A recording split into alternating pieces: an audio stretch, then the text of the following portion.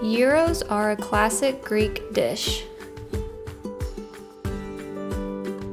In a large zipper bag, combine lemon juice, olive oil,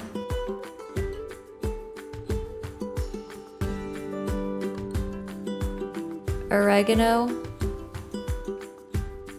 mustard, and minced garlic. Tightly seal the bag and mix well to combine.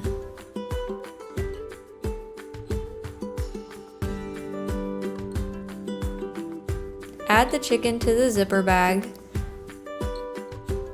and toss to coat. Refrigerate for 1 hour.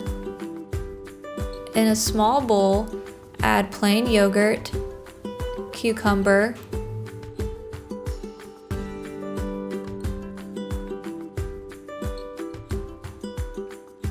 dill weed, and minced garlic. Mix the ingredients together. Cover and chill until ready to serve. Begin cooking the chicken for 7 to 8 minutes or until no longer pink. To assemble, add chicken to pita bread. Spoon the yogurt mixture on top and top with sliced red onions. Fold the pita bread in half and you're ready to serve.